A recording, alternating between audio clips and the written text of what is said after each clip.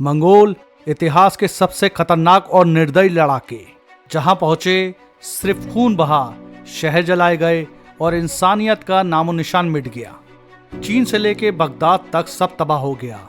लेकिन हिंदुस्तान की सरजमी पे एक ऐसा बादशाह हुआ जिसने मंगोलों को उनके ही अंदाज में जवाब दिया, और उस बादशाह का नाम था अलाउद्दीन खिलजी। 13वीं और 14वीं शताब्दी में मंगोलों को बहुत ही खतरनाक माना जाता था। ये जहां भी जाते लाशों के अंबार लगा देते थे, पूरी बस्तियां जला देते थे, यहां तक के लोगों के जानवरों पे भी कोई रहम नहीं करते थे। चंगेज खान की लीडरशिप में ये लोग जहां भी जाते सिर्फ तबाही और बर्बादी देखने को मिलती। हर जगह बस खून की नदियां बहती थी, हर शहर राख बन जाता था। यहां तक के इस्लामी दुनिया भी मंगोलों से डरने लगी। इसके अलावा चीन, ईरान, तुर्किस्तान, बगदाद और दमिश्क, हर जगह मंगोलों की दहशत फैली थी।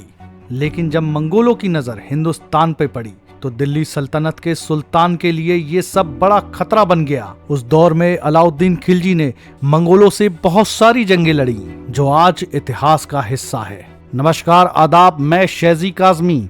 आप देख रहे हैं हमारा खास शो सफर इतिहास का।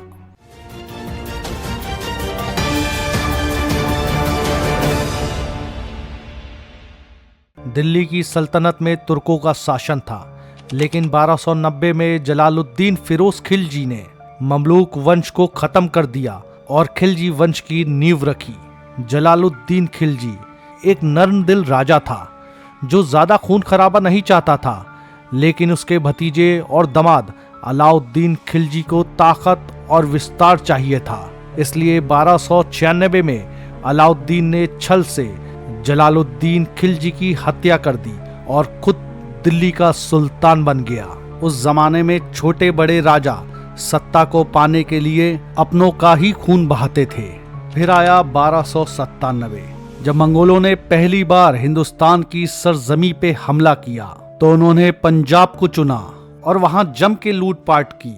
अलाउद्दीन के सेनापति उलूग खान ने उन्हें हराया और कई मंगोल सैनिकों को बंदी बना लिया। फिर मंगोलों ने अपनी फौज इकट्ठा की और हिंदुस्तान पे 1299 में दोबारा आक्रमण किया। इस बार मंगोलों का खतरनाक कमांडर कुतलुब ख्वाजा भी उनके साथ आया था। दिल्ली सल्तनत के कमांडर अलाउद्दीन खिलजी स्वयं जफर खान के साथ मैदान में उतरे। के.एस. लाल अपनी किताब हिस्ट्री ऑफ खिलजीज में लिखते हैं, अलाउद्दीन खिलजी के सलाहकारों ने उन्हें राय दी कि वो कुतलुब ख्वाजा से संधि कर ले। अलाउद्दीन खिलजी ने कहा कि मैं ऊंट की पीठ के पीछे छुपने वाले आदमियों में से नहीं, मैं कल उसे मैदान जंग में जवाब दूंगा। ये बहुत हिम्मत का काम था, लेकिन अलाउद्दीन खिलजी के पास जंग लड़ने के लिए कोई भी टाइम नहीं बचा था। मंगोल सैनिक धीरे धीरे पास आते जा रहे थे। जालिम मंगोल कमांडर 1 लाख सैनिकों के साथ आगे बढ़ रहा था। जफर खान ने बिना इजाजत मंगोलों पे हमला किया, जिससे उनकी मृत्यु हो गई। हालांकि मंगोल सेना दिल्ली पर कब्जा करने में असफल रही और पीछे हटने को मजबूर हो गई।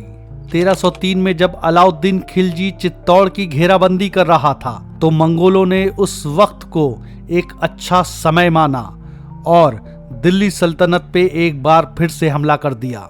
इस बार अलाउद्दीन खिलजी चित्तौड़ से आकर अपनी फौज को खुद लीड कर रहा था, एक कमांडर के रूप में। मंगोलों ने दिल्ली की घेराबंदी की, लेकिन किले की मजबूत रक्षा के कारण वे असफल रहे और उन्हें लौटना पड़ा। चौथी बार मंगोलों ने अमरोहा पे हमला किया। इस बार मंगोलों से लड़ने दिल्ली सल्तनत के 2 कमांडर आए, मलिक नायक और गाजी मलिक, जो अलाउद्दीन के मरने के बाद उसके तख्त पे बैठा। इस कमांडर ने मंगोलों पर ऐसा पुरजोर हमला किया जिससे मंगोलों की कमर टूट गई और उनके 20,000 सैनिक मारे गए। 1306 में मंगोलों ने एक बार फिर दिल्ली सल्तनत पे हमला किया। इस बार मंगोल सेना को लीड तरगाई खान कर रहा था, जो मंगोल सेना का बड़ा कमांडर था। ये हमला पिछले मंगोल आक्रमण की तुलना में कहीं अधिक खतरनाक था, क्योंकि मंगोलों की सेना इस बार अधिक ताकतवर होकर लौटी थी। मंगोलों ने भारत में घुसपैठ करके सिंध और पंजाब के क्षेत्रों को निशाना बनाया और धीरे धीरे दिल्ली की ओर बढ़ने लगे। इस आक्रमण को रोकने के लिए अलाउद्दीन खिलजी ने अपनी सेना भेजी। इस बार अलाउद्दीन खिलजी का सबसे भरोसेमंद कमांडर मलिक कफूर भी इसमें शामिल हुआ और उसने मलिक तुगलक को ज्वाइन किया। मलिक कफूर और मलिक तुगलक ने कुशल रणनीति के तहत मंगोलों को हराया और उनको बंदी बना लिया और कुछ मंगोलों को पकड़ के दिल्ली लाया गया, जिसके बाद उनके सरों को काट के किले की दीवार पे सजा दिया गया ताकि हिंदुस्तान के लोगों के दिल से मंगोलों का डर निकाला जा सके। इस युद्ध के बाद मंगोलों की हिम्मत टूट गई और वो लंबे समय तक भारत पे कोई भी बड़ा हमला नहीं कर सके। इस जीत ने अलाउद्दीन खिलजी की सैन्य शक्ति को और भी मजबूत कर दिया। बहुत सारे इतिहासकारों का मानना है कि अलाउद्दीन को अगर मौत ना आती तो वो पूरी दुनिया जीत सकता था। अलाउद्दीन खिलजी वो पहला भारतीय राजा बना था जिसने मंगोलों को न सिर्फ हराया बल्कि उनकी ताकत को खत्म कर दिया। अगर अलाउद्दीन खिलजी ये जंग ना लड़ता तो शायद भारत बगदाद और समरकंद की तरह मंगोलों की तबाही का शिकार बन जाता। अगर आप अलाउद्दीन खिलजी के बारे में हमें कुछ बताना या उसके बारे में राय देना चाहते हैं तो हमारा कमेंट बॉक्स आपके लिए खुला है, या आप खिलजी वंश के बारे में और जानकारी चाहते हैं तो हमें वो भी आप कमेंट में बता सकते हैं। बस मेरी आपसे रिक्वेस्ट है, अगर आपको वीडियो पसंद आए तो प्लीज वीडियो को लाइक, शेयर और चैनल को सब्सक्राइब कीजिए।